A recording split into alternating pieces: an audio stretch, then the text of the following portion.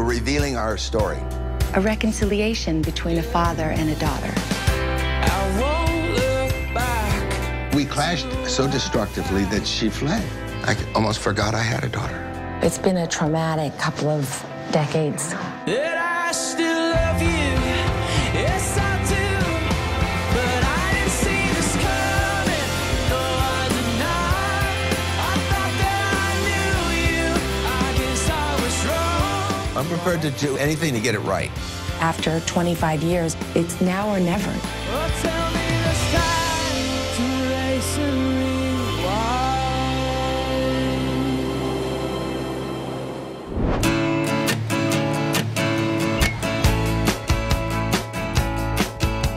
Oh, hi. Hello. Is that you, Mr. Pinsky? It is I. How are you? Do you come alone? I come alone and with good news. What do you got? We had spoken about the bathing suit going into the Smithsonian. David Pinsky's a close friend of Farrah's, and he's been archiving her memorabilia. And it turns out that the Smithsonian wants her bathing suit from the famous poster that she did. It was the biggest selling poster of all time. And she was adored by the world. And she was mine. Let me see it. So here is the bathing suit. Oh my God. This is from the poster, right? This is the original bathing suit. This is the original bathing suit. It's from 1976. Look at that. There it is. Can I have it for a few days first? Could I just lie next to it? I was very much in love with Farrah. We have a son together, Redmond. It was so good for so long. It was so wonderful. I really was prefer to be with her than anyone. She was my life. Tatum didn't like it. She really didn't like it. I didn't know how to juggle them. I only caught one and dropped the other. The Smithsonian. We'll do a ceremony February 2nd, which is Farrah's birthday, and she will have a permanent section in there with the poster. This was really following through on her wishes. Ultimately, to have it visible to, her fans worldwide. It's probably the most iconic image belonging to Farrah. Do I have to go to Washington? Yes. I told them that you would be willing to participate in the donation ceremony. Do I have to speak? You will speak a little bit, yes. You can do it. Will you write me something? Absolutely. Okay. Absolutely. I love this for her. She's always had this kind of attention being paid to her, not of the quality of the Smithsonian. That's a real honor. This is wonderful. Yeah, so I'm happy for her. I'm glad we got to do this. Nice work. Yeah, well, thank you. Pinsky, you're a man amongst men.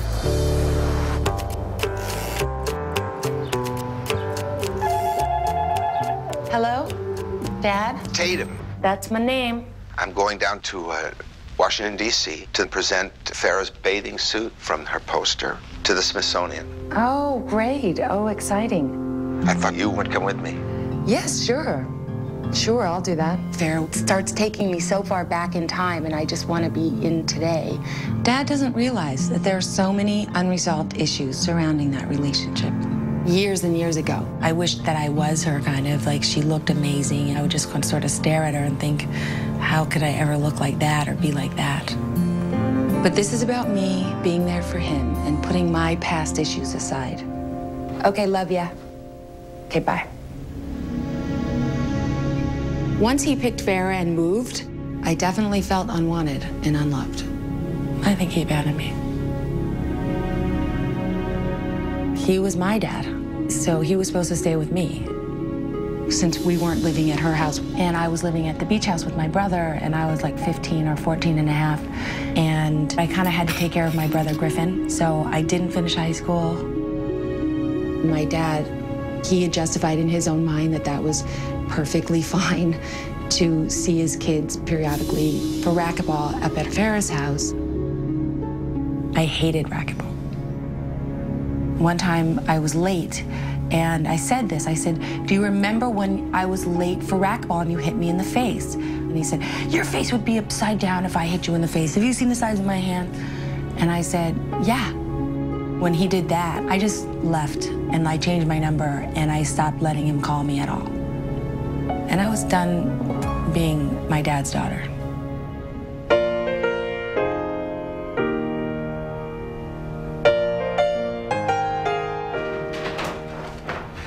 I can't seem to leave Farrah.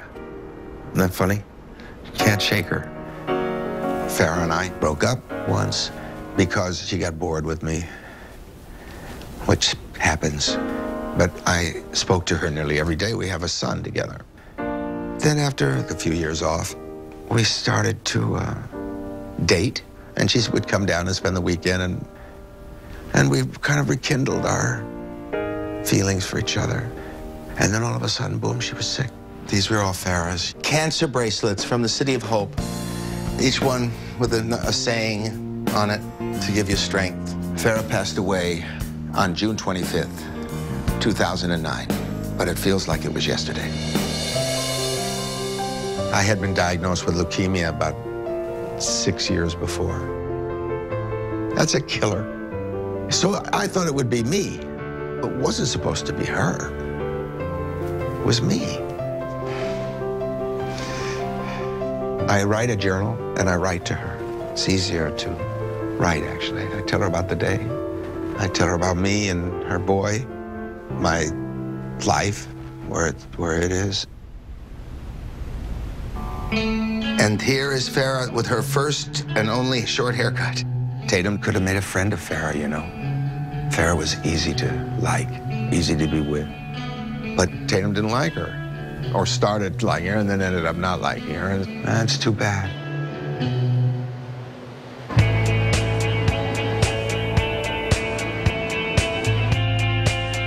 Hi, Dad. Hi, Tatum. Hi. Come, look, I found us a quiet little table in a corner. Oh, look. Oh. Did you get hit with the branch? Yes. I've been practicing that. It went really so that well. it would get you. Your hair looks nice. Doesn't it? It's a fresh wig. Are you packing? I haven't packed yet. Redmond's coming and some of her friends. Maybe the president will see us. We have that kind of pull? Well, no, we don't. I'm gonna stop through New York, see Kev. After the event for Farrah, and because I'm so close to New York, I would like to go see Kevin, my oldest son. I'd like to see Kevin, if he wants to see me. Well, I would love my son and my dad. Oh, thank you. Well, that's yours. To know each other. That would mean the world to me. My dad and Kevin have only met like 3 times in 24 years. It's been like 13 years since they've actually seen each other, so it's been a long time. Well, I haven't seen him for so many years. I know. Yeah, nice reunion. It would be nice for me. Tatum, she'd like me to go with her up to New York and see her son, Kevin. That's big, yeah, that's big. Yeah, it's time we help each other. Mm-hmm, thank you. Not far from here is a projection room. And in it is something I'm working on. And I thought maybe I could get your reading on it, so. Okay, what are we going to watch? I have all this collection of home movies, you know. So I thought maybe there would be something there that could be made into a tribute to Farrah. I mean, you know, she kept these archives, and there's all this footage in them. And you see her as a mother, and you see a thing in ways no one had actually ever gotten to see her.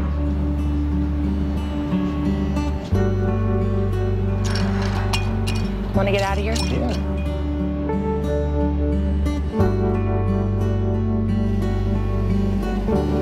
Air, Daddy, air. I don't know, is it on or off? It's on. Here, watch this.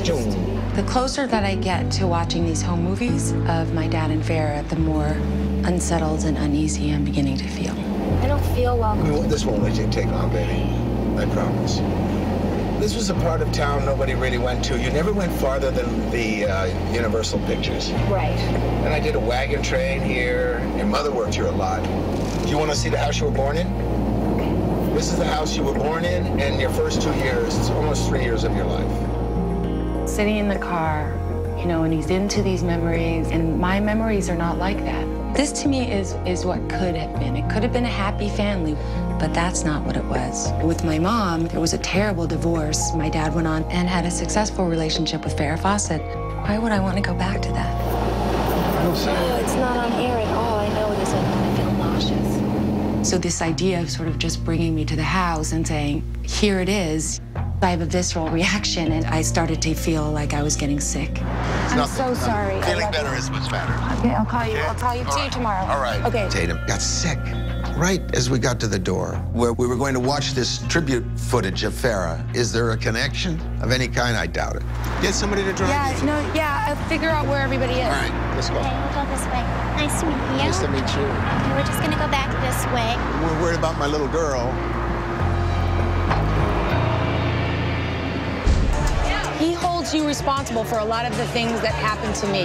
That's the problem. You're...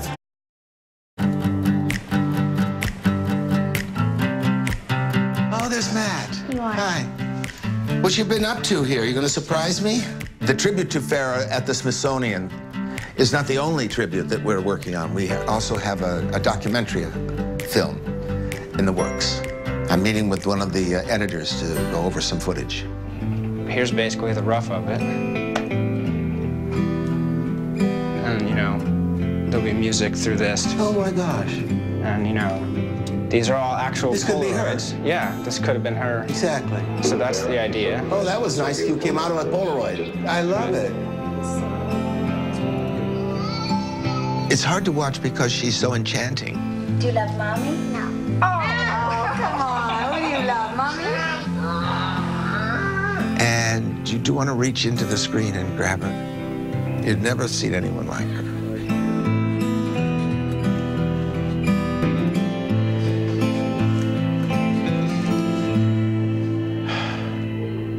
That's Tatum. Yeah. Too bad she didn't stick around to see it. Because she talks about this. She sort of complained about this, that I made them play too much. Whoa! That Farrah became a kind of a rival rather than a friend. Who knew? I thought I was just getting her a fit. I'd like to see more of her, of Tatum. We don't have much because there was a falling out between us all. And I can't even remember why.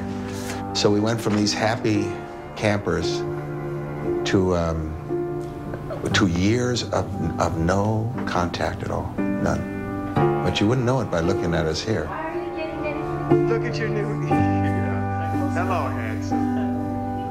Right, they look like such fun, too. We never saw them again. It's too bad. How could we go from that picture of us, all so joyous, to this sort of historical breakdown? What happened? No, I'm completely depressed. Thank you so much.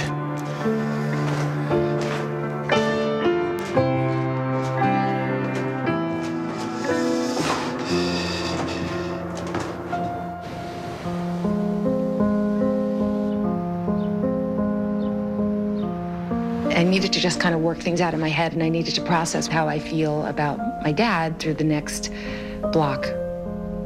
I've come to the point where literally I can't listen to Ryan talk about Farrah anymore. I have to say something. Seeing my dad at lunch, and then maybe just Farrah and what Farrah represents, and as sad as it is that she's gone, for me, she represented dissolution of what I had. She dissipated our family. It may not have been the best family structure, but it was what I was used to. So going to Washington, I want to be a support system, but at the same time, I just don't feel like I've said the things that I need to say.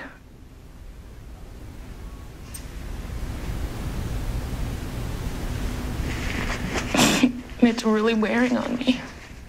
So I just don't know what to do, if I should go. I don't know. I just can't even make up my mind.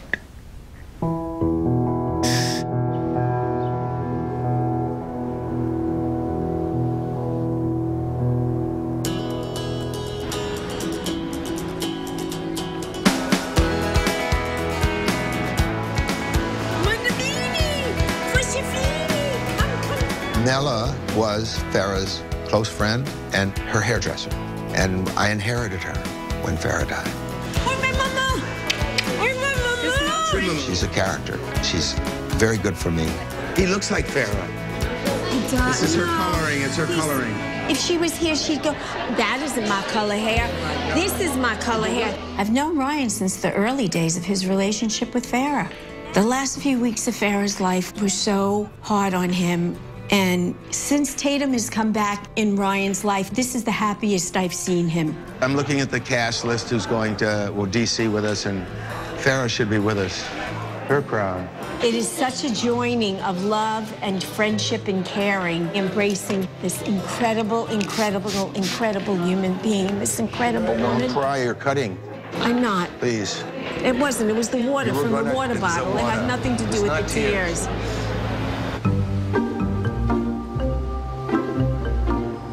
Well, where were you?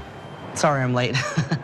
Traffic, Malibu. Before I fly out to D.C., David Pinsky is here to go over the itinerary with me for Farrah's induction ceremony to the Smithsonian. Okay, it starts at 10 a.m. Invited media arrive at Smithsonian. That's when the press will show up. And what am I going to say? What are my remarks? Well, I put together a little speech for you. It is truly an honor to be here at the Smithsonian Institution to celebrate Farrah's place in pop culture. Is that a good word to say, pop culture? Farrah was a one-of-a-kind. Her heart, her humor were as big as her smile, and everyone that met her immediately fell in love with her. This is way too long. Oh my God, it goes on. What, are you paid by the word? I'm supposed to deliver a speech during Farrah's ceremony. I'm an actor, and I'm used to saying anything in front of the camera, but those are characters I'm playing. And this is me, and I don't want to mess it up. She was my greatest love. Well, I got some lines to learn. I'm not good at standing up and doing these things. I'll do the best I can. But you know what? You know her best, all right? Sure. Thank you very much. My pleasure.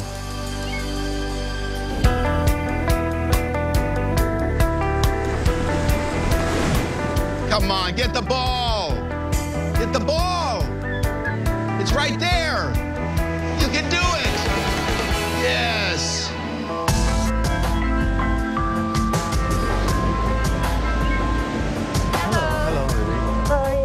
It's a beautiful day today. Warm. Yeah. It's like a summer. This is good. I'm glad you're here just as the sun sets. Tatum still down?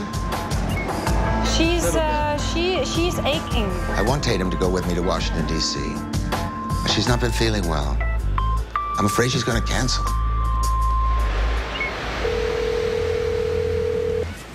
Hi, Dad. Hi, darling. What's happening to I you? am kind of suffering here. I do have some sort of pinched nerve. That's awful. Yeah, it's awful, awful. Going to Canton Place, I think. Oh, you're funny. Yep, I think I said, oh my God, that's where I was consummated right there. You were you were consummated, or whatever it's called. That's a soup. In Mexico? In Santa Fe, yeah. And you were born there on Canton Place. The cutting room went really well. There's some wonderful stuff in there, yeah. There's a wild racquetball game between you and Farrah. It's really exciting. What happened to us all? What happened? I don't know. You tell me.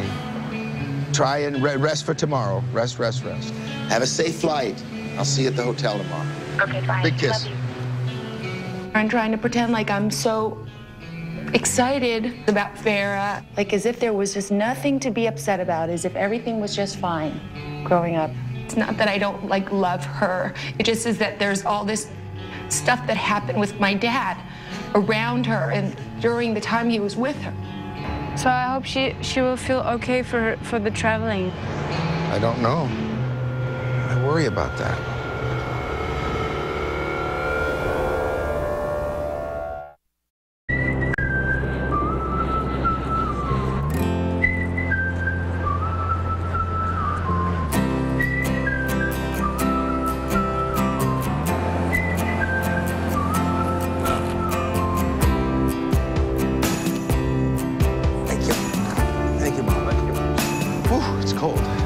Tatum and I made different travel arrangements.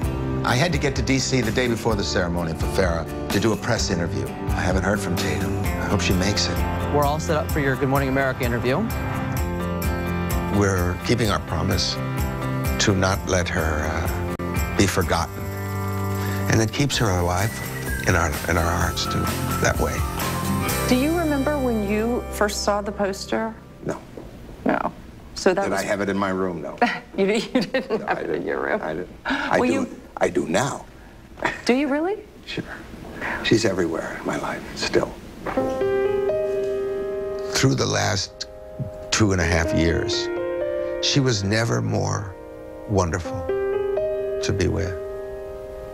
I know she got sick and almost helpless at times, but I I saw such courage. She did so much for people with cancer, and to be a movie star, to be the sort of symbol she was, and you know, show herself throwing up, losing hair, what so many people go through, but nobody really is brave enough to share. She just was remarkable, and it was, you know, you're falling deeper into someone's heart, and she's leaving. I mean, she had such an impact on people with what she did at the end of her life. Yeah, the end of her life. That was hard. I miss her.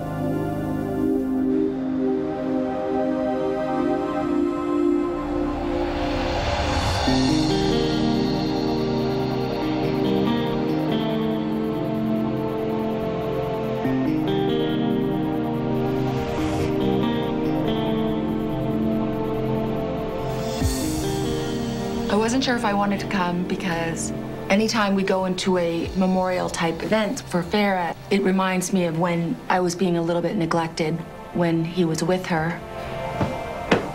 I said I'd come, so here I am. Did I want to be here? That's the other thing. I'm not sure. He went to go live with Farrah, and I was living at the beach house with my brother. So we were really kind of definitely on our own and getting into a lot of trouble with just a lot of alcohol and drugs. It's so upsetting. I had begun experimenting with cocaine, and so I had this enormously big addiction problem that I didn't even know that I had. It wasn't until after my divorce from John McEnroe that I started to use heroin. I had OD'd a few times, and then I had lost absolute custody of my kids, which was then a reason to die, because if I don't have my kids, then what else is there? My kids needed me, and so I went to a treatment center, and I got my kids back. That's all I have are those kids, like, that's it. My dad doesn't understand. I think that there is something to be said about just being there for your kids on a daily basis. But with my dad, like, he just did not get it. Like, he just didn't get that part of what it means to be a parent, like, at all. He won't even notice. The truth is, he won't notice that I'm even upset. I mean, what's the right thing to do? Should be here for my dad, even if my mind says this is not the right thing to do for me, Tatum. Tatum? Hi, darling. Hi. Welcome back. Thanks. I'm tired and it's late, but my dad asked me to come eat with him in his room. That seems like the right thing to do. Did you do GMA? Good Morning America? Mm-hmm. Yes, I did. And how did that go? I don't know. I guess it was okay. What do you mean? Well, it's a sad subject, and I couldn't think of anything to do to lighten it up. Right. We gonna go to New York afterwards? Still want to? Yes, indeed. I would love my oldest son, Kevin, to meet and talk to my dad and get to know each other a little bit. And if they got along, I would be blown away. Farrah's bathing suit is on a mannequin. Okay. There was a letter to Farrah many years ago from the Smithsonian asking if they could have the bathing suit. Oh, really? Yeah. I see. And also, she did an interview for Vanity Fair. She said that she wanted it to go to the Smithsonian. Oh, really? Well, that's great then. So we're fulfilling that desire. When my dad talks about Farrah, he absolutely loses all space and time. It's like, Dad, I'm here, you see me? Like, how do I get out of this?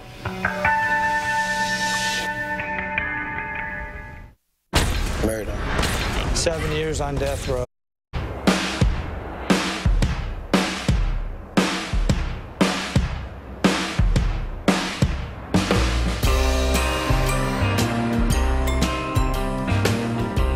We are in Washington, D.C., and I'm here because my dad asked me to come for them to put Farrah's bathing suit in the Smithsonian. I'm trying to kind of wrap my head around how do I feel about this relationship with Farrah. As much as I want to be the loving stepdaughter, I know I have different feelings that are mixed. But the right thing for me to do was to come, even though I'm not sure how I feel.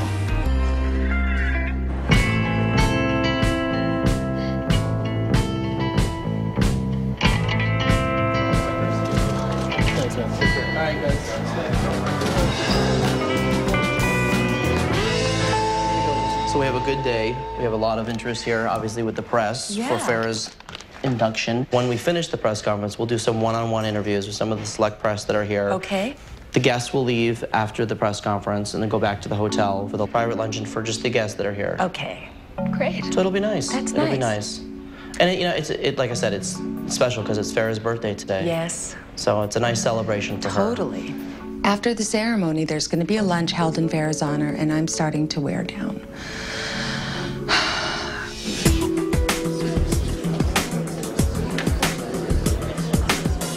The tribute ceremony is a much bigger event than I imagined. My nerves are a little bit on edge.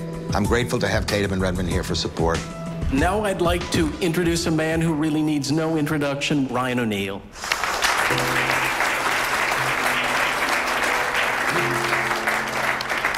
Thank you, Dwight. With me today, I have our son, Redmond, and my daughter, Tatum, and dear friends from the West Coast. Also, it's Farrah's birthday, February 2nd.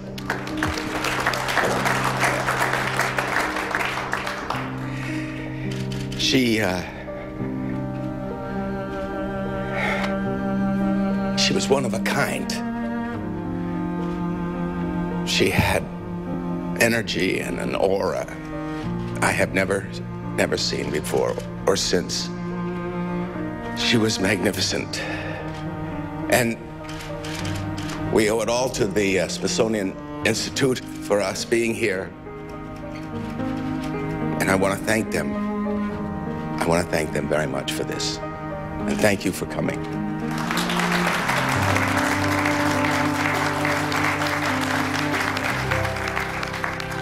It's always hard for him to talk about Farrah publicly, I think. I thought he did a good job. Great. These objects now belong to the American people.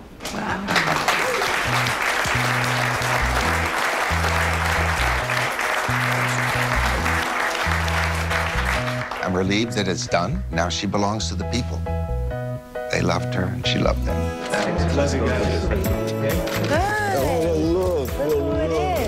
Welcome. I'm very happy that Redmond came. He adored his mother.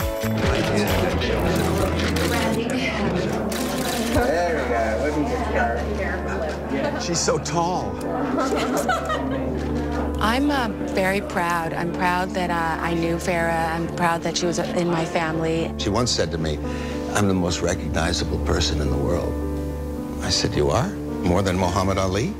Well, she said, "Okay, the most recognizable woman." I said, "Oh, that's true."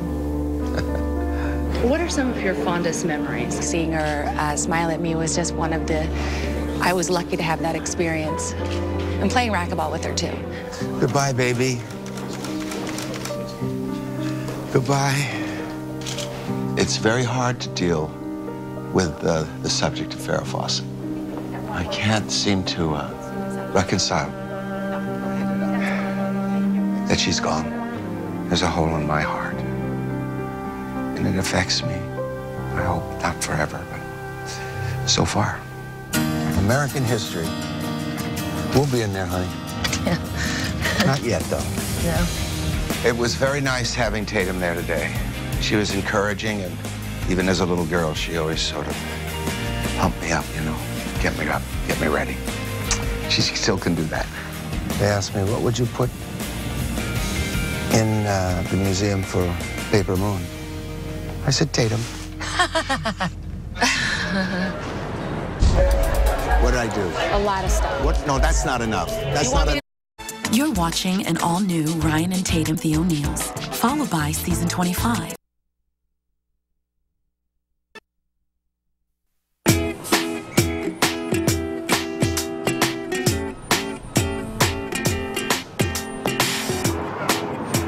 Want me to hold your coat? No, thanks.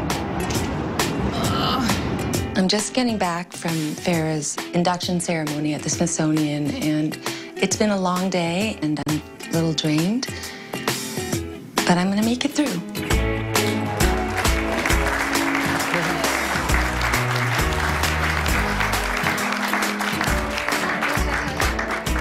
Farrah would have loved seeing everybody here for her birthday. It means a lot to me, too, because everybody here loved Farrah almost as much as I do. Did you ever talk to Farrah about acting?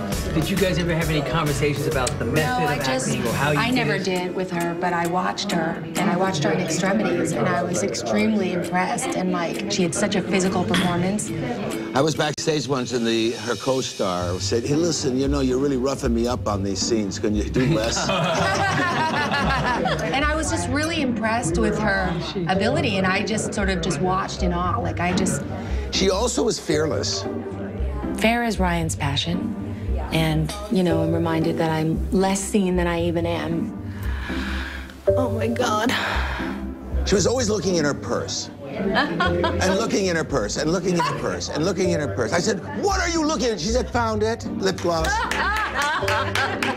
I'm definitely very black or white or hot or cold. I either love him a lot or I don't love him at all.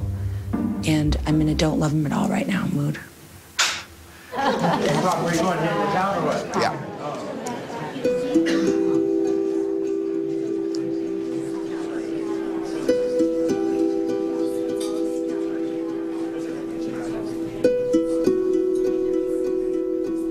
I need to go take a nap because I am exhausted. I'm going to take a nap. Bye, you guys. Everybody else is good. I'm not going to take care of his guest for him. That.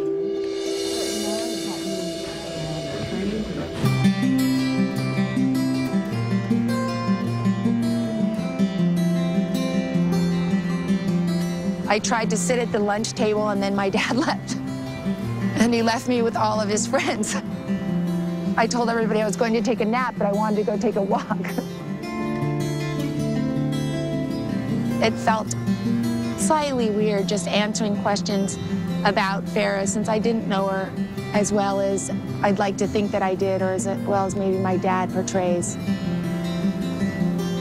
I think he thinks because I'm fine, but I have a way of holding in my true feelings because I don't like to get anybody upset. Once I bring up my feelings, like, I'm not sure if he's going to be able to cope with them. It's complicated.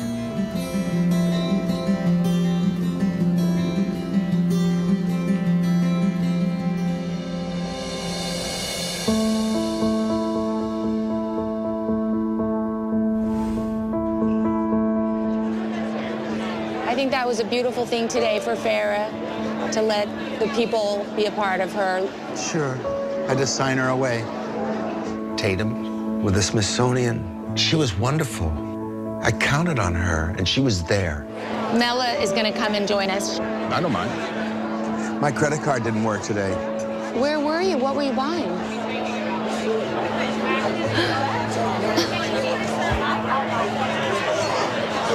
This is so nice. Redmond, I wanted to get up there today. I wanted to say those are my things. But with me, they would just collect dust. And so it's better they're here. Hi, who's that? Who's that? Hi. Welcome, Missy. So Dad's gonna meet Kevin again, my oldest son, when we go to New York.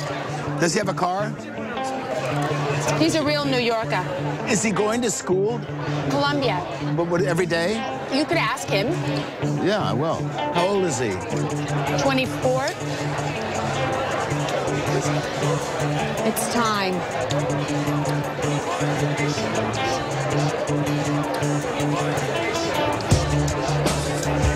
I mean, we don't have to, Dad. What? No, I just didn't know if that's what you were feeling, that you weren't sure. Why do you think that? What did I say? What thing did I say? You didn't say anything. That's the problem. If it's something that's too stressful, I get it. Well, how could that be stressful to me? I guess because you haven't seen him in a long time, and I guess there's been a fracture in the relationship for 20 years. What fracture with him? He holds you responsible for a lot of the things that happened to me. That's the problem. Your son does? Yes. He holds you responsible for my heroin addiction. What? Tatum has other things in her life besides me that trouble her. Certainly the marriage was a disaster, where her children were stripped from her, and that means that she carries all kinds of emotional burdens. That's kind of tricky to be around somebody like that. It's funny that you don't think that anything happened when we were little. Certainly not heroin addiction. No, but other things. Like what? Lots of things. Lots of drugs. What? Everything. You know what you did. I know what I did? You know what you did. I did go everywhere with him, gone to every party with him. I had drugs around me. You were going to learn all that behavior, and it gets really sucked into your DNA. Had I had a more solid, stable upbringing, I would have made different choices. What did I do? A lot of stuff. What? No, that's not enough. That's you want not me to enough. bring up drugs? Yeah, the bring drug up stuff drugs, or darling. the beating stuff? The what? The drug stuff or the beating stuff? Are you sure you want me to do that? You don't want me to do that. The beating stuff? Oh, yeah, the hitting. You're awfully marked up from it. Oh, you think you should hit me so that, like, I'm Griffin? Oh. Maybe we mean you didn't mark. You marked him up. You didn't mark me up. Goodbye. Okay. Goodbye. Shut up. Okay. Okay. Goodbye, Tatum. Well, you I've said been so good to you. Okay. I have been so good to you. Come on. It's. Give me my sweater back. Take responsibility, What a chicken thing to say. Here, take it. This is yours? No, wait a second. Wait a second. Wait a second. Whatever. I'm not prepared to be insulted and attacked. How dare you turn on the dad?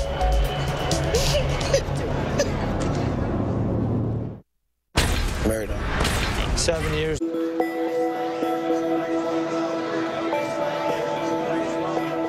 If I'm not truthful with him, I'm not doing any good to myself or to him. You can't heal anything unless you're truthful. He has done enormous damage on this planet. It is time to take a look at that. He needs more time than he's being allotted. You're expecting him to make sense, the sense that you have come to. But he can't make sense out of that stuff yet. This is somebody you could never get to go to therapy. No, I know. And yet he's in therapy now. And I think a big part of that is so that he can move on with you, Tate. I know. You have to realize, Tatum, that this is what he does. For now, this is what he does, but you're pulling him out of it. You know? I deserve to be treated better. Because I haven't been punished enough, you know? I need some more. Maybe my mom can come back from the dead and, like, give me some more drunken love. He bursts for a minute. When I see him yell, he doesn't, it's just because he can't deal with it. Why is that okay? Because why has he always gotten away with it? Always. Why is that okay that you get to coddle and like he's a baby? He's a grown man, he's a father, he's a grandfather. Why is it not time to, like, go, you know what? Take a look in the mirror. We're not all perfect.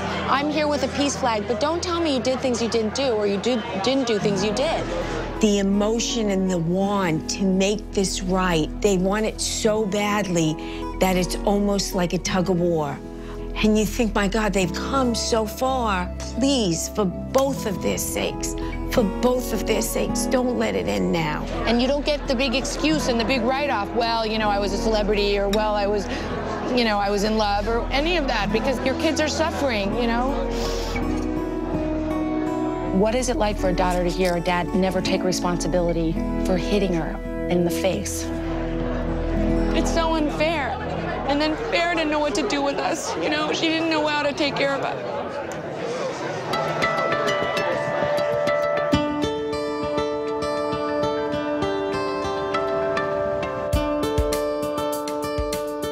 They're not supposed to hurt you, your children.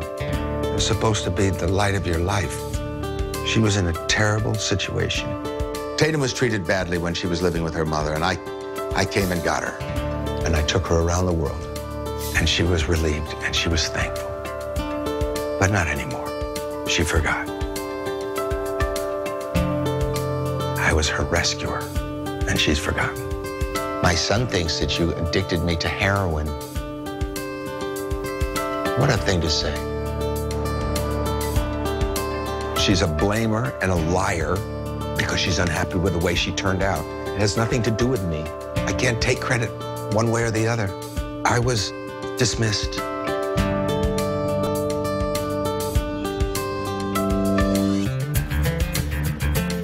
I know I'm supposed to surrender. I know that word, surrender. But I don't feel like surrendering. Don't you surrender when you give up your flag, or your country, or your pride? As a father, are you allowed those things? Do you get to have a country or any pride? So when she came back around, I had to swallow those things. I had them in my head and in my heart, but I swallowed them, thinking she was doing the same. I came here to do service for him, but I started to become intolerant of an inability to talk about anything other than Farrah. Let's try Melly.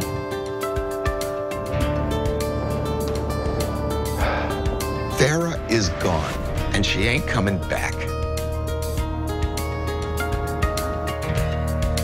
So what is Tatum's problem?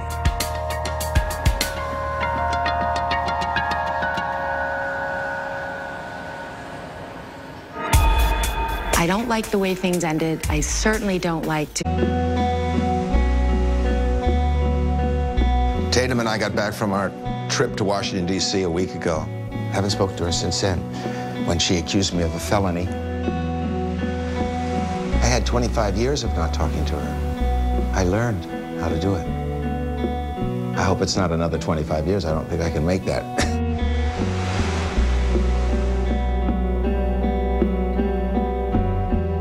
I haven't heard anything from my dad or me to him at all. Nothing, no communication since the fight at the restaurant in Washington. I don't like the way things ended. I certainly don't like to be in all that drama. But I realize that I'm not capable of going forward anymore in a relationship with him unless we look back. So I'm at an impasse with my dad, and it might be weeks or months or years before I speak to him again.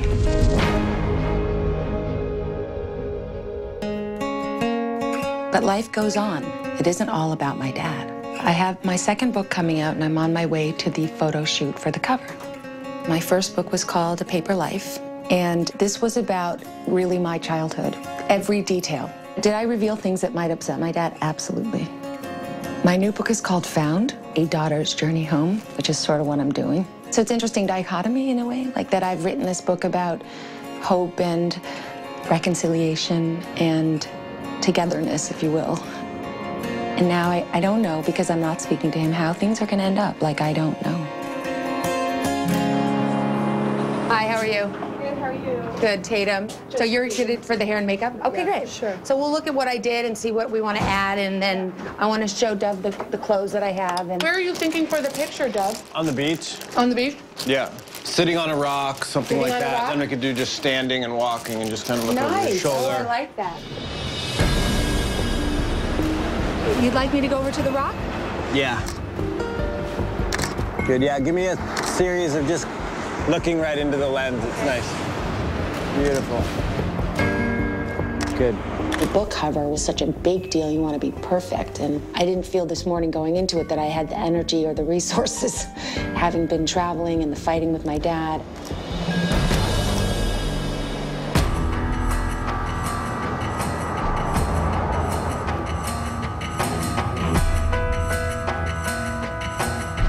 She has a new book, you see, that kind of alarms me now. If she still carries these grudges, because she's been super cruel. All I did was live. She wrote terrible stories for money about her family, about her dad, about her mom, about Farrah. Got paid for it. Bang, bang, bang, bang. Tatum is out to get me. She wants me to fail. She can't help it. So does her brother. He sold stories to the press about me. I've got quite a group. Assassins. Bang, bang, bang, bang,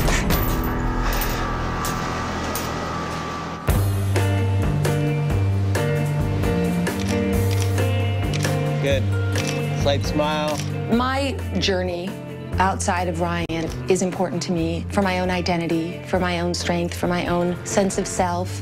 So yeah, with all my reservations and all my sense of worry about my vanity, about how I was gonna look, and you know, this isn't the face that I want. I don't want that face on the cover. I want to do this today. And then I get past it and I think, you know, this isn't really about me anymore. This is about if I can help someone else. And nothing's gonna be perfect.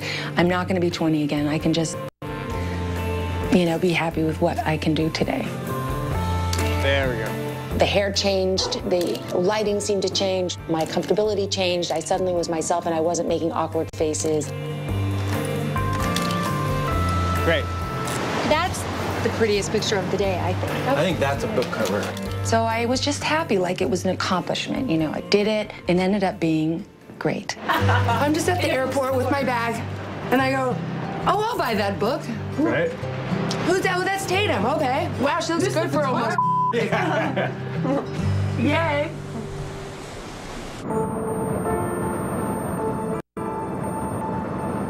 She's my daughter, and there's a certain rule that you're respectful to your parents. And she's broken that rule over and over again. And today I wanted to go and talk to somebody besides myself about this situation with my daughter. Hey, Ryan. Hi. Glad to see you. Thank you. It's been a minute. I've been looking for you. Yeah, I heard. A struggle. I was in a bit of a struggle. What was the struggle? Well, I went to Washington, D.C. Because I have an event there. And I had asked my daughter to join us because I'm not a public speaker and I had to talk. Tatum was very supportive and very good and very helpful. So I called the hotel and I said, join me in this restaurant. And she met me. And then we fell apart.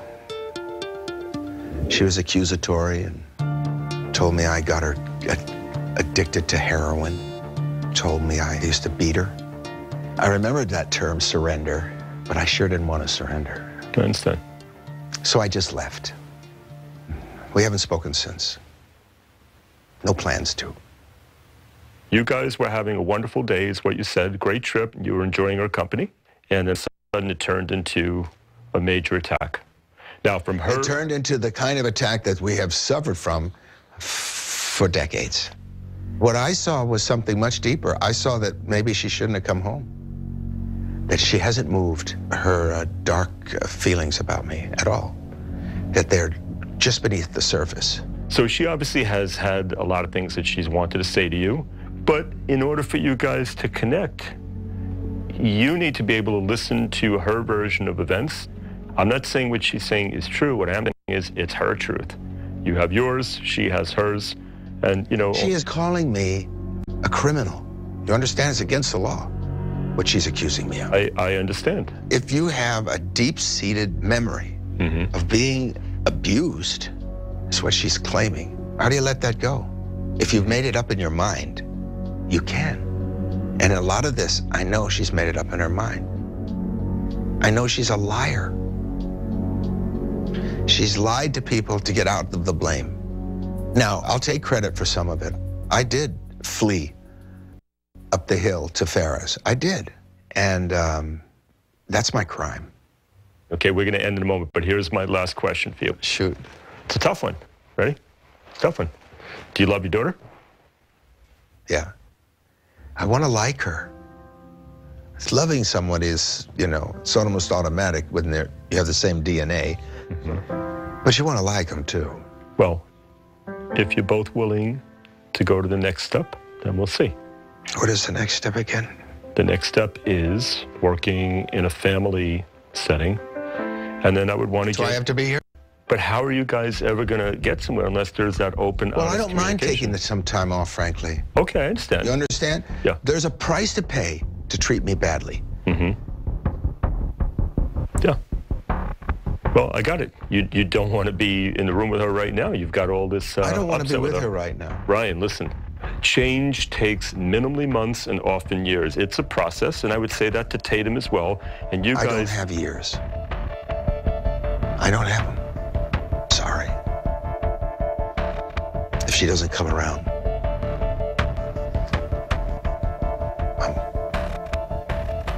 I'm moving on.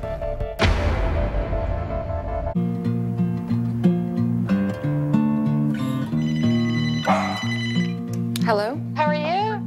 I'm good. So I stopped the therapy prior to the trip to D.C. because I felt like it was taking me backwards. Now, after Washington, D.C., it was important to sort of see what's going on, like, with me and talk to someone else. I don't have a lot of hope. Right.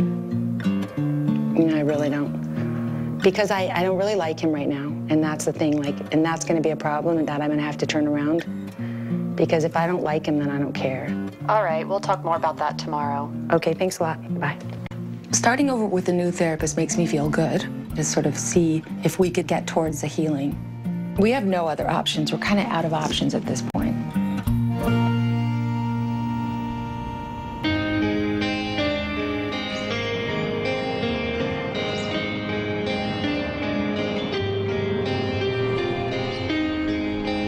Bring me up to speed with what's been going on with you and your dad. Well, we were doing pretty good. We went to Washington, and he was going to give a bathing suit to the Smithsonian of Ferris, and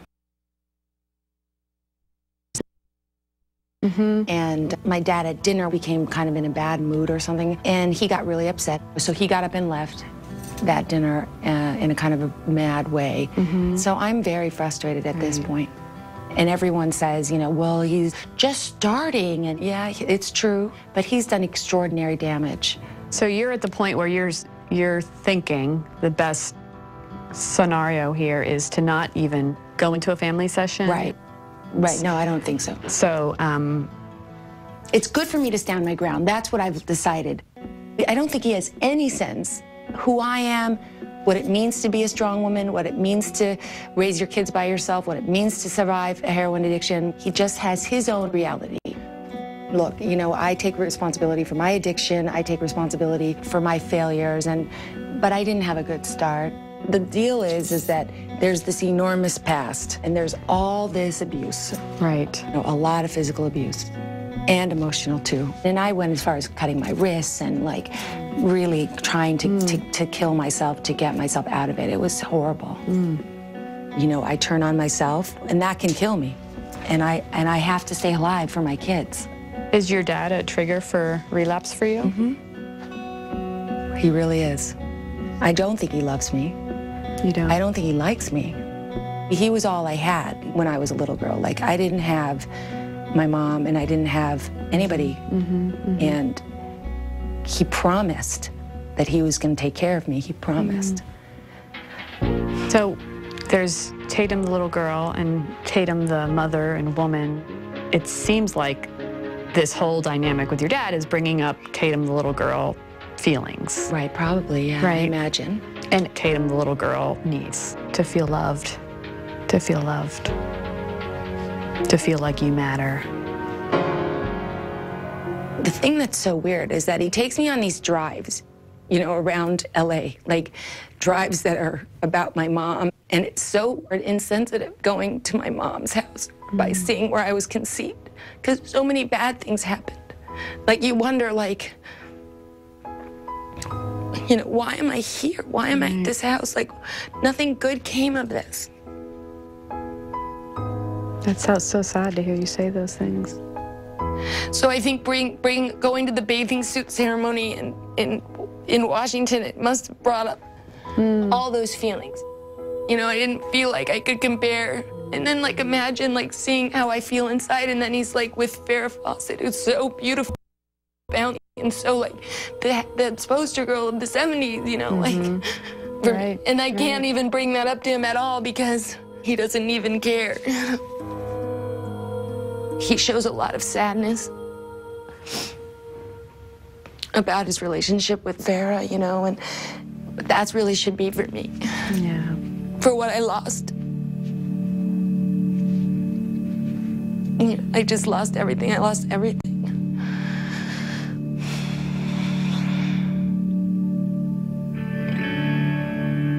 I already lost Farrah to cancer in 2009, the love of my life. And now I feel like I lost Tatum, my only daughter, all over again. Come on, Motzi. Out you go. Whoa! Well, I'm thankful I still have my son, Redmond. We went to visit Farrah's grave together. I got some flowers for Mama. Look, we're just taking these out, and we're just putting these in. There you go.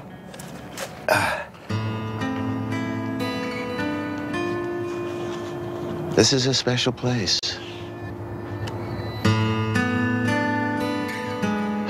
Miss your mama.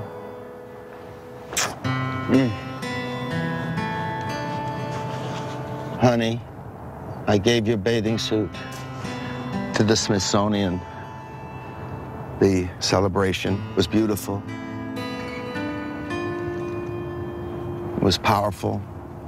Yeah, it was. And they had a model built to put the bathing suit on, but it really wasn't you. There was nobody like you. Rest in peace.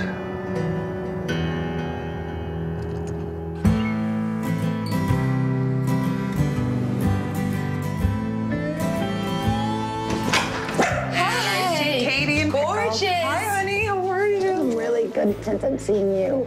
Patty is my sponsor, and if I need her, I reach out to her. In this situation, I thought, you know, she could probably give me a little insight into how I was feeling. So what has happened with your dad since I've seen you? I tried to break through and have like a conversation with him, and he got kind of mad and irritated and like also defensive, and he kind of scolded me and left me at the restaurant, and so that's what I got out of trying to be assertive. Now tonight I'm tired and I'm like over it all, and there's no good coming out of the conversation's talked out. So maybe you should take a little time out. Maybe. You need to continue to focus on me, your little spiritual path. Okay. What you're doing. Okay. Taking care of you. Okay. And helping others. The guidance that Patty brings to me is to believe in myself. So instead of looking at what I don't have with my dad, I can look at what I do have with my life. There's a lot that goes on in that relationship with you and your dad, but if you start taking it all on 24 hours a day, then you kind of lose your focus. Mm-hmm.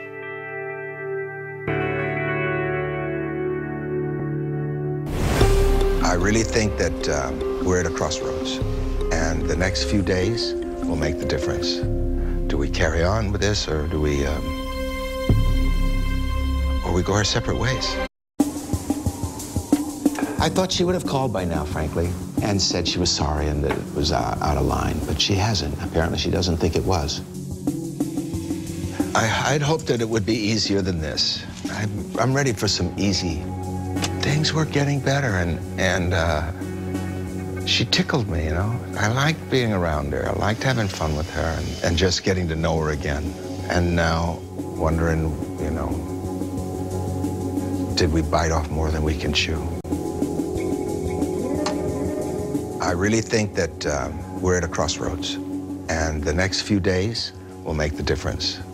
Do we carry on with this, or do we go our separate ways?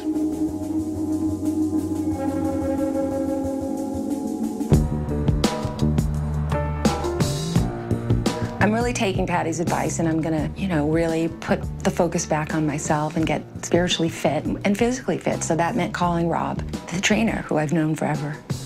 He's tough. He's no joke. Pump it. Okay, keep moving.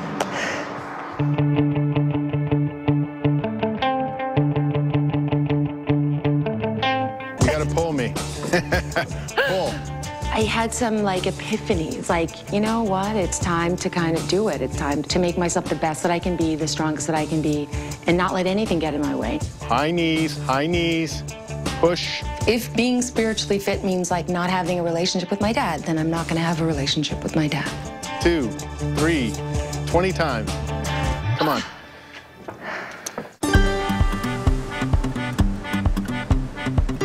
We're two peas in a pod, Mozart and I.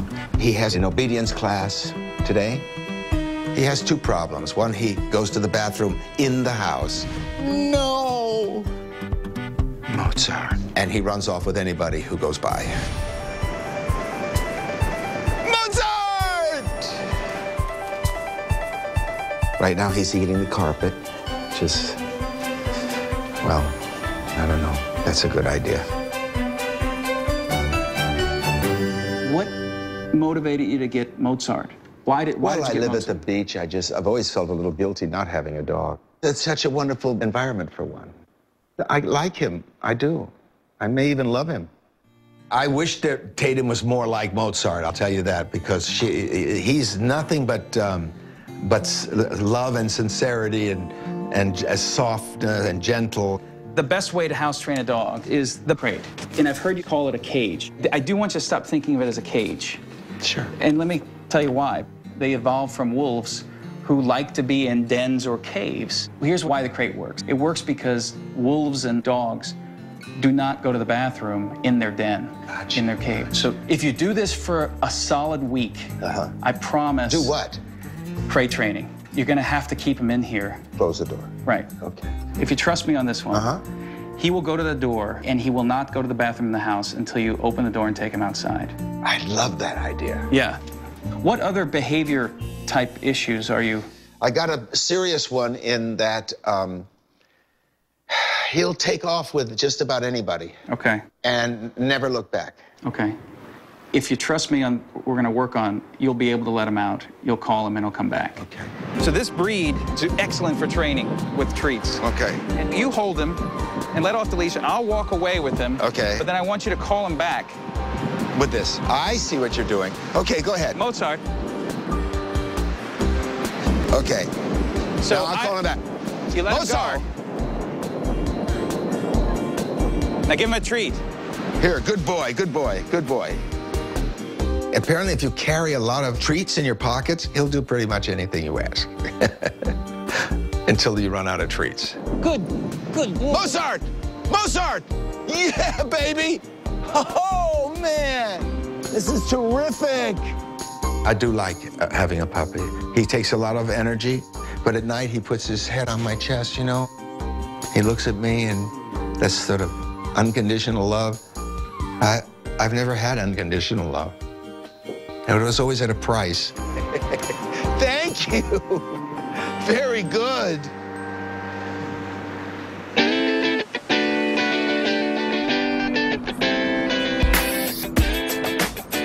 Patty reminded me that it's time to stop worrying so much about myself and to help others. So I found a program called the Hollywood Arts Program, and I started to see what I could do there. Hey, how are you? Hi, Tatum. How are you? Good. So today we have an improv class that we'd love for you to watch. I would love that. Great. Hollywood Arts works with homeless and at-risk and former foster youth. So our goal is to re-engage them in learning and start to envision possibilities. Absolutely. Through arts-based curriculum. All right, you guys, I think we're gonna get class started, okay? We have a really special guest in class today. This is Tatum O'Neal. Let's all say hello. Hi. She's an actress, and she is the youngest person to have ever won an Academy Award. Make your action, and then we'll all repeat it. So let's start right here. My name is Destiny. Oh. So let's do that. Destiny. I want to do it. I want to play. Yeah. All right. Okay. My name is Mike. My name is Mike. I'll do it. So my name is Tatum.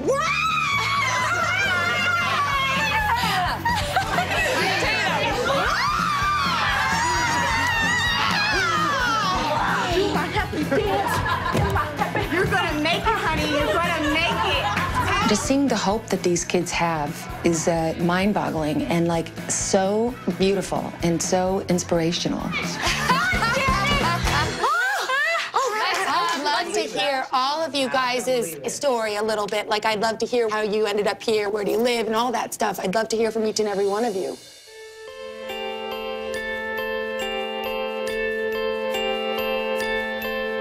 We've been through a lot. We've been on Skid Row. We've been through all kinds of abuse.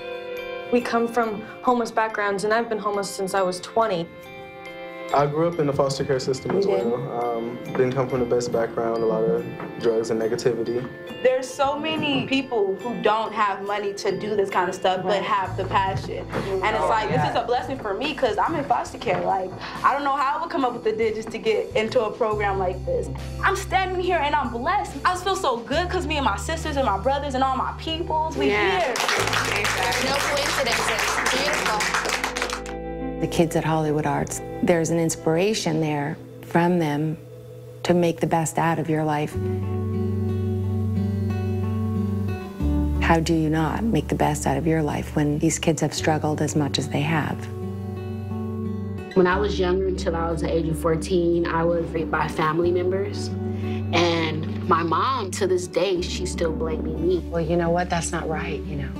You know what's real. You know what happened. So it doesn't matter if she believes you or not at all, right? Because you have to live with it. I think, you know, fight for your truth, believe in it, and keep fighting for everything. Bye, honey. Bye. Good luck to you, really. Good luck. If she's been hanging on to this for all these years. Today is Valentine's Day, hence the red lipstick. I'll be back. I'll be back. Valentine's Day is a made-up holiday to me. I don't care about it. I don't think as a woman you have to have a date for Valentine's Day. But I'm gonna go out anyway and get out of the house. Today's Valentine's Day. Farrah used to love it, and we would do things, but not since.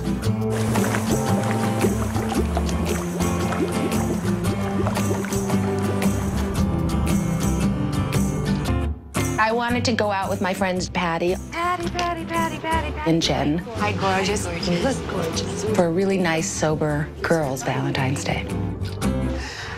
How have you been? You look so pretty. Thank you. I've been good. I've been busy. Really? That's good. Yeah, I went to Argentina. You did? Oh, how nice. My mom was there. All my family's there. Are you part, Argentina. My parents both were born there. Are you close with your dad? I was very close with my dad, and then he died. Oh. He was 47, so oh my God. Just dropped dead. 47?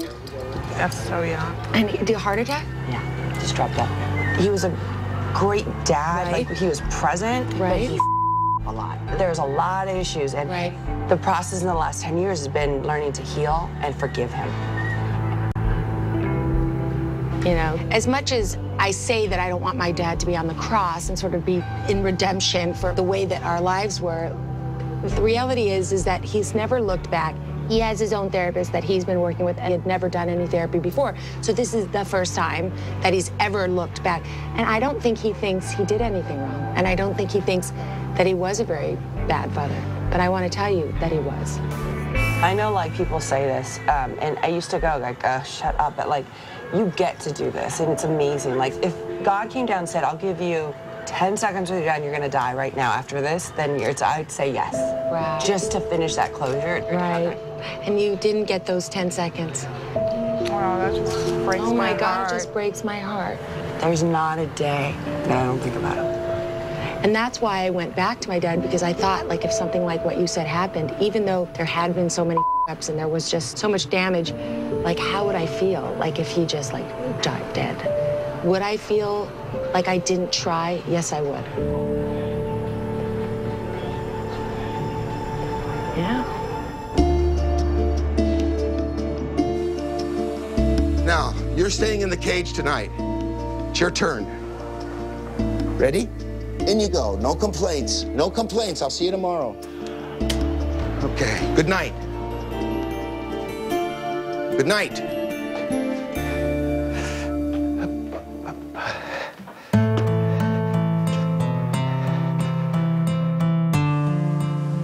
I live in this big house all by myself. It's beautiful here, but it's lonely. Just me and Mozart, alone in our caves on Valentine's Day. So now I'm wondering, would I rather be right, or should I just smooth things over with my daughter? Oh no. What are you doing here? What are you doing here? At least I've got my disobedient dog, Mozart. Okay. Up. We're going out. Oh, stop it. Come on, say goodnight. Say goodnight. I think my feelings towards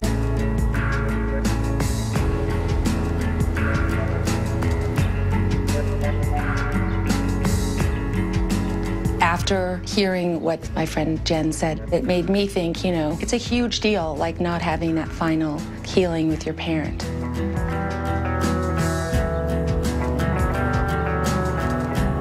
It seemed like the right thing to do to consider going back to therapy with my dad.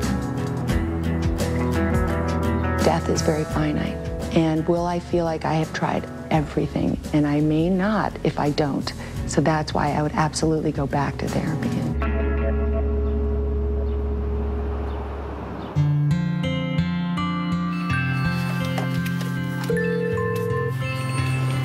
Hello, Dr. Kadish. Hello, Ryan. How are you? I'm so-so. You're so-so. Okay. Yeah. You sound a little down. I've not heard from Tatum at all, even on Valentine's Day. Oh, that sounds painful. Yeah. But anyway, when would you like to see me? Well, we'd like to see all of us in a couple of days. I got a call from Tatum's new therapist. We thought it'd be a good idea if we get together and do a family session. It'll be a contained and hopefully very fruitful session. This could be a train wreck. Oh, where's his harness? He ate it. What can I tell you? He eats everything he can. I haven't seen Tatum since Washington, which is about 2 weeks. So tomorrow I will go and we'll do it with a referee, with a doctor present. See if we can't make some headway. I'm still pretty upset about the fight. That's why I invited my friend Mela down to cheer me up. But you're going to be nervous about tomorrow? Oh, man. Wow, Ryan, you really get intense with this. No. Seems like a page has been turned backwards. I think a lot of that comes out because of her intense love for you. Not knowing where to place it, how to place it. Yeah. She gets so nervous. You know, it becomes the girl who couldn't get on the paper moon. Yeah. See, I had this peculiar thing on Paper Moon, and that is the director insisted that she wasn't my daughter. That my character, Mose, never thought for a second that this was his own daughter. So he wanted me to make sure that I didn't think of her as my daughter. And maybe it never wore off. You're just so blessed to have this time to work it out. And never think that you didn't try, and she's trying so hard. And I know you're trying even harder. I was hoping it would be easier. I'm ready for something easy to happen. Everything's been so hard.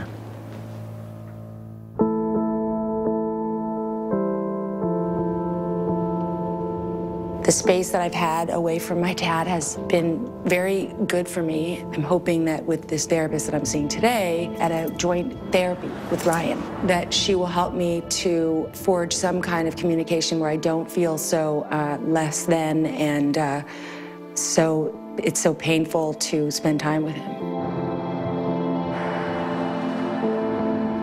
I would like her to be apologetic and to be honest.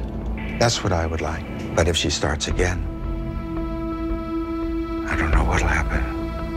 I'll try to stay, but my temptation will be to just walk out on her. I wonder if this isn't our apocalypse. You don't know what's going to upset my dad. It could be anything, but it isn't about him, and it isn't trying to hurt him. It isn't. Maybe it's not meant to be.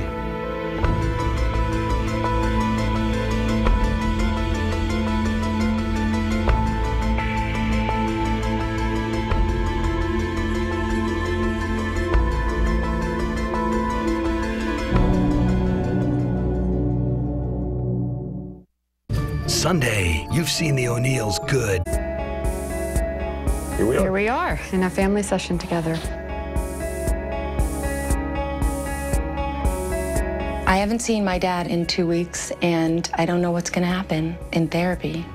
There's no options at this point. So it's this or nothing, you know? Let's talk for a minute about what were your initial hopes when this whole thing began? What was our hopes? Yeah, what were your hopes? For your relationship. I just hoped there'd be one. I think I had some hopes that were more about truth and about kind of trying to get to a place where I felt I could have a communication that was more honest. So it sounds like you were doing great, and then hit the fan. How did that happen? What happened is that I listened to my dad talk for days and days and days and weeks and weeks and weeks. And I wasn't even saying how I felt. And I wasn't understanding that when we went back in history that it was having a tremendously big effect on me. But anyway, what happened is we got to Washington, and I think my feelings towards my dad's relationship with Farrah bring up things in me that I don't even know that I have. You know, I'm a woman that's turned to heavy drugs to get rid of her feelings, so I'm not so good at, like, opening up and, you know, sharing them with anybody, really. So suddenly I was the bully, and I got angry, and I started attacking. And I apologize for that, Dad. Like, I didn't say... No, I accept. I do.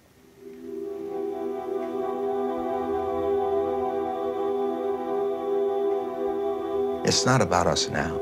I've been fine now. That's true. I've been nearly perfect. It's about our history. Tatum doesn't have a problem with me now. She has a problem with me for past digressions. I think what my dad just said was really important, and I really heard that, you know, that I'm mad at him for past digressions. And even just hearing you say that, Dad, makes a big effort for me. At least you see it. And I have, for the most part, gotten over it, or so I think, you know, or so I think, until we hit a road bump, and then it all comes up. Like the day we went and looked at my old house, you know, and I think you probably have no idea, but it just affected me like crazy, going to see my mom and where you guys lived, because my memories are so fractured of that whole time. I have no good memories of you together. And that's why I took you. That was a good time in our lives. And I didn't realize that all of this was heavy trotting for Tatum. I thought that she could see things with a different perspective. And I wanted her to know that everything wasn't bad. Wasn't bad. But I couldn't understand why she wouldn't want to see things that went well. But for her, again, going back to... Do you want to tell him? My mom just kind of suffered in her life. And so when I think about her, I get sad that she didn't have a better life. And I know that. And I feel sad about it inside. I wish I could have been different to her. You know, I wasn't a very good daughter to her either. And but I wanted to show you that place because she was happy there. You made her happy. She was thrilled with you. And we were a family. I wish you had said something to me. We could have had a good conversation. So you're realizing how really... I had no idea that she was in this kind of pain. And I could relate to it totally. I would understand that. I would be sympathetic. It would move me. Right. And then I would work harder to make her understand that there was peace, there was love, there was tenderness. But then I would say, where did it all go? Where did it go?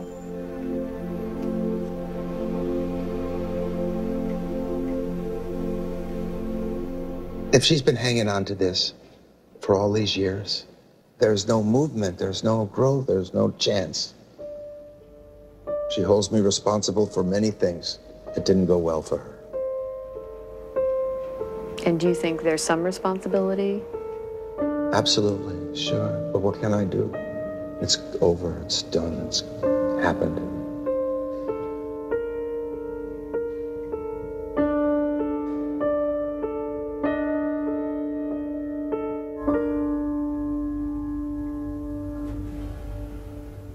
We're going to wrap it up, but if things start to go awry a little bit, just acknowledge it and say, you know what, let's take a break instead of blowing up at each other, and to start practicing. We've taken a break. But we mean tiny break till we come into session. I know. Okay. I know. Yeah, yeah. You know.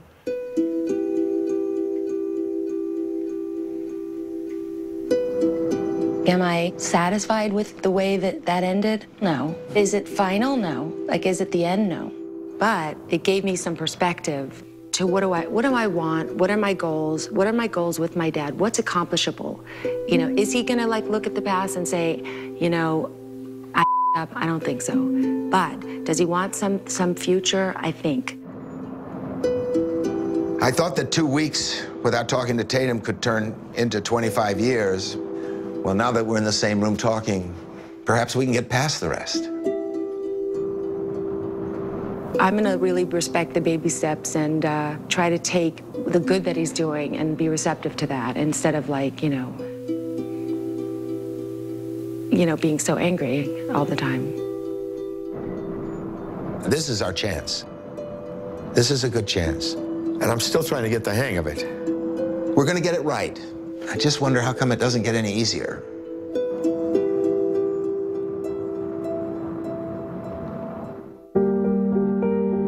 Oh, look, it's Perry. I found out that a friend of mine passed away in New York. Prescription pills are the new heroin, and it's killing people. I have something if you want to read the beginning of my book. Yeah. I was a daughter who needed her mother to be sober. I never got that gift. She never got sober. That's what she says about her mom. What's she gonna say about me? I have every right to write something. Why do you have every right? Because you were brutalizing me, Dad. You brutalized me.